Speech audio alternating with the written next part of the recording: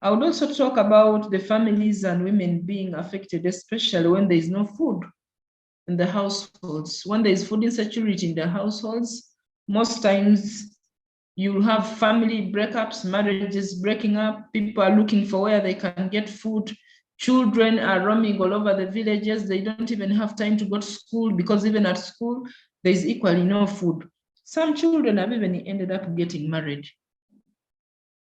We have that challenge that when there is no food in the household, children are looking around, and most times they will get people who will entice them, give them something small to eat, and they are married away. So that is a challenge also as a result of food insecurity. Once there is no food insecurity in the homes, the children are not secure at all. What exactly happens is if a household does not have food, I say the children are insecure because there is no food in this household. So because there is no food in this household, these children will begin to loiter in the villages looking for food, looking for fruits rather, anything that they can eat to help them survive. So in the process of looking for what to eat, I say these children are enticed. For example, we have several people within the community, we have casual laborers and so on. They will buy this child something to eat, and tomorrow buys. The next day, the child disappears. Or after a week, the child will disappear. And the parents may try to follow up, but they are not aware exactly where the child is. So as a result of, but I'm saying this is as a result of food insecurity. Of course, there are several factors that contribute to child marriages or these illegal marriages that are not recognized by the laws of Uganda. But food insecurity also is a contributory factor, leaving alone other factors that may contribute to this practice of child marriages that is illegal.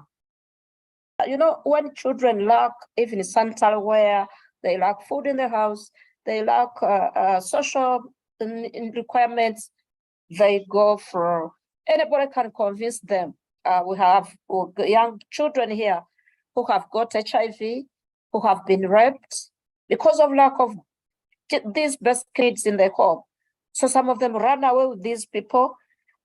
Some parents force them to go and get money from these men so that they can provide for their house.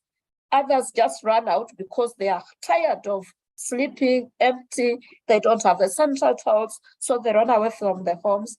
And others have contracted diseases, have contracted HIV, have gotten pregnant, and others have been killed because there are those people who just slaughter them like chicken after defiling them, and then they kill them. So children are exposed to such brutality when they lack the basic needs in the home.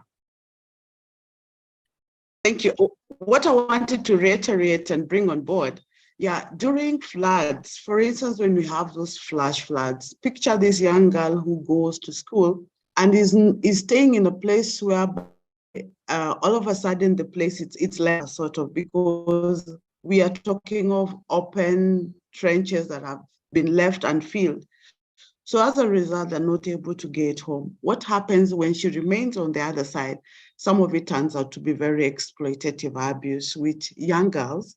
We also have issues that are related to family disruptions and just, because people do not understand where the other partner is. For instance, it has really rained heavily on the other side and they're not able to get back home. Or there's this lady who decides to stay over in her shop overnight and doesn't make it at home as a result of, that fear of, she doesn't know where she's going, the place is dark. So we have such instances whereby we also have this kind of circle that ends up affecting us not only apart from just children, but again, there's that abuse that is now open in such instances. And Mary, just to add on that, in this community, because it is an urban setup and there is a lot of poverty, So mothers go out to work to look for money and send these young girls, these young boys to sell, for example, maize. You see a 9-year-old girl carrying maize on her head as she's looking for money. But what these girls go through is so much. A parent says, don't come back before you sell it off. And then she makes sure that she has to sell all this maize. So these men who call them to buy also defile them. So it is a very big problem that girls are facing domestic violence at home. She goes back when the money has been rooted from her. She goes back when she has lost the money. She goes when she's been raped, and the mother is very harsh. So it is a very big challenge in our communities.